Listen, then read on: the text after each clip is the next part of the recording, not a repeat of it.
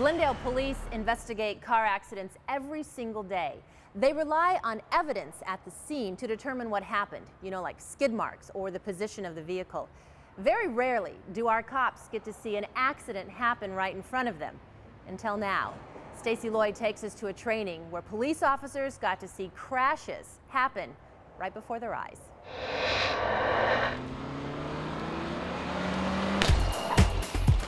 Don't worry, no one was hurt in this crash. It was all staged. The cars are actually remote controlled by the Southwest Association of Technical Accident Investigators, a group of law enforcement officers, engineers, and accident reconstructionists. Both of these cars were going around 35 miles per hour. This collision allows officers to see firsthand everything leading up to, during, and after a crash. And it happens fast. A collision occurs in a very short time frame. From start of impact to the point of rest when the vehicle stops moving is typically around 0.2 of a second. The actual colliding part where the energy is dissipated and the crushing occurs in about a quarter of that time, or 50 milliseconds. Most of the time when we respond to an accident, it's after the fact. We're not usually there when the crash occurs. So having the investigators out here to actually see this crash as they did it, it helps understand a little bit more about what actually occurs with the vehicle. Glendale Detective Ted Yoder investigates car accidents on a regular basis. To him, it's about discovering the truth about what really occurred, based on what's left behind. Often, he has to testify about that in court.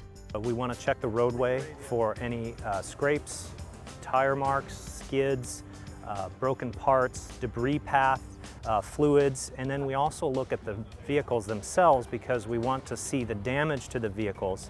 And you can see there's obvious contact damage to each car. And we would use that physical evidence to correlate what we were told from witnesses and passengers and drivers so that we get an overall clear picture of what happened. You can reconstruct the whole accident scene based on the evidence that's there with the impact and the evidence that's left there at the scene to actually get to the truth of finding out what really did occur. You can almost imagine how the events occurred just by what you see. And you're actually using your mind to reconstruct and recreate the accident in your head. Glendale police aren't just getting to see and learn from a two-car collision like this, they're also getting a chance to witness one that's more difficult to investigate. Once again, this van is operated by remote control. No one was hurt. Rollovers are the most chaotic events. The evidence isn't always left in the same way. If they go off-road, finding the evidence and the points of impact, and it's a lot more of a difficult problem to analyze in great detail.